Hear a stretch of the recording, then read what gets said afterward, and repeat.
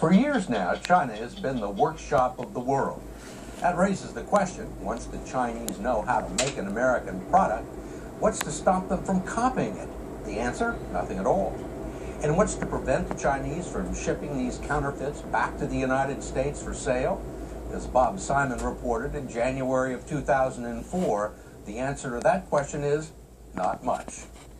That's what we discovered when we found a corner shop in Dongguan, China, selling golf clubs by Callaway, the American manufacturer of the famous Great Big Bertha driver.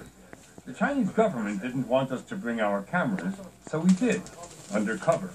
Inside, we saw a club that looked and felt like the Great Big Bertha.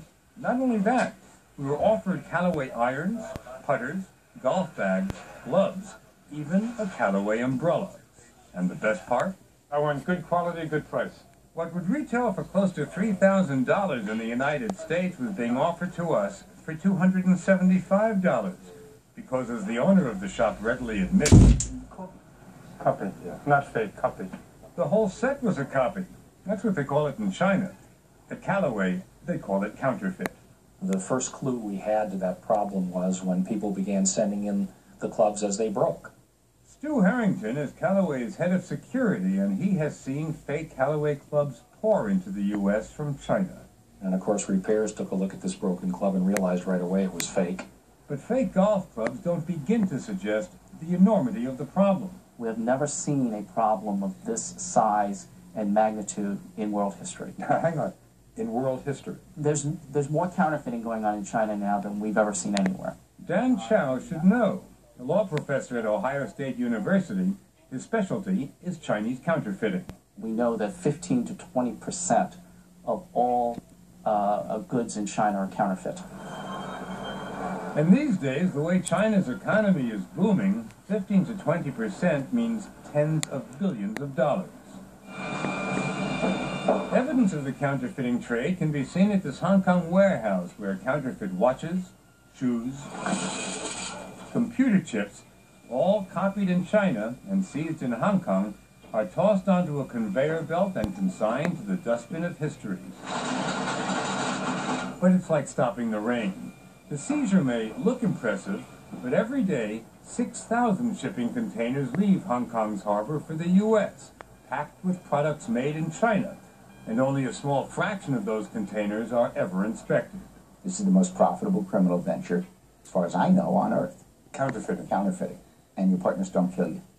Attorney Harley Lewin has been chasing counterfeiters from China for more than 20 years. And China is now the undisputed capital of the counterfeit. 80% or more worldwide. Can you give me an example of any American or European product that's manufactured here without being counterfeited? No. So we could have followed just about any trail, but we decided to stay on the fairway. And we went undercover to find this small factory in Dongguan churning out fake Callaway golf bags, 500 a week.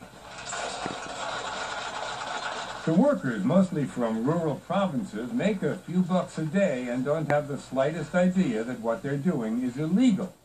China may be the largest labor pool in the world, but ultimately, it's all in the family. When you teach the production line how to make your product, if it's a mold, that mold will find its way down to a relative's production line down the street, an uncle or grandfather or husband or brother. And the buyer could be a daughter or a son. Did you ever imagine that children's books could be counterfeited? Harry Potter is as popular here in China as he is in the rest of the world, so you can imagine the excitement when volumes 5, 6, and 7 of the Harry Potter series appeared in stores all over China with author J.K. Rowling's name on them. Harry Potter and the Crystal Vase was the title of one. Harry Potter and Leopard Walk Up to Dragon, the title of another. There was only one problem, as any American kid could tell you. J.K. Rowling didn't write them. The Chinese counterfeited something that doesn't exist. Even fake sardines have been seized coming out of China. We had prunes the other day. Prunes. Fake prunes coming from China to Thailand. And if you can copy a prune, why not a car? There is a new factory in China that rolled out its very first automobile, and the front half was German Model A, and the back half was German Model B. just to take a wild stab. One could imagine, say, a BMW front and a Mercedes back, something like that. One could imagine that. Literally. Does it look good? Depends where you looked at it. If you looked at it head on, it wasn't bad, you know.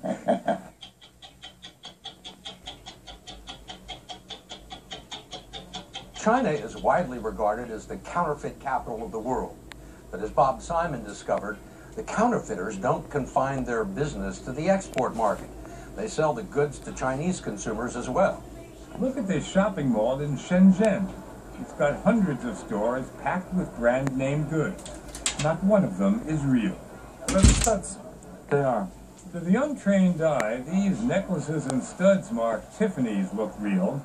So do these blue pills marked Viagra, which promise to make you a stud. The mall is hardly underground. It's 5 stories high. The local police are here, but only to give directions. We came here with Jack Claude, an investigator for Kroll Associates. They do raids here, but very quickly the shops are back in business. And when a shop gets raided, is it gone for good? Well, it might change its name, it may shift one floor up or down, but it'll be back in business. Whether it's retail or wholesale, counterfeiting is an industry that supports entire towns. Yiwu, a few hours from Shanghai, is the wholesale counterfeit capital of China. Villagers flock here to buy or to sell, or both. In the indoor market, you'll find batteries that look like Duracell, even if they're called Dynacell or Supercell. Kodak film is popular, so are Gillette razors and Mickey. 100% genuine? Maybe not. The Chinese are addicted to brand names, even if they don't always know how to spell them. With the help of Kroll investigators, we found a counterfeiter who took us to her garage in Yiwu, where she displayed Western running shoes ready to be copied. We wondered how long it would take to make copies of these Nikes. 10 days. 10 days, 1,000 shoes at $4 a pair. Was she afraid of the police? Not at all. We have a good relationship with the cops, she said. And what do the chief cops in Beijing say? We spoke to Gao Feng, deputy head of China's anti-counterfeiting police unit. For what we've seen, sir, counterfeiting is tolerated. Obviously, the authorities know about this, and yet the shopping mall is open, the markets are open. This phenomenon does exist. I admit its existence.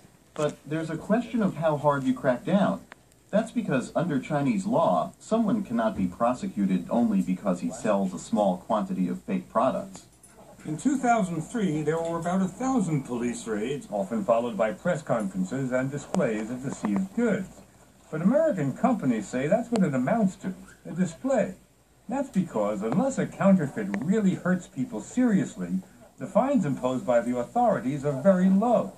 And the relationship between the cops and the counterfeiters is often less confrontational than cozy. I remember going on a raid one time in which the counterfeiter and the local enforcement officials seemed to know each other very well. He said hello. He actually served tea to us when we went and seized the product. Of course, I was outraged at the time. But that outrage is not shared by the Chinese authorities. They will do anything to avoid social unrest. And counterfeit factories keep a lot of poor people employed. American firms may not like it, but they may just have to live with it. We don't want to ignore counterfeiting, but for those foreign companies, when they enter the Chinese market, I'm afraid they should also pay some cost due to the realities of China. So what you're saying is that the Chinese market is so large and labor costs so low that an American company is going to come, and if it has to lose some of its investment because of counterfeiting, well, that's life. Yes. Trouble is, it's not just a problem for American companies. Consumers beware. You won't die from purchasing a pair of counterfeit blue jeans or a counterfeit golf club. You can die from taking counterfeit pharmaceutical products.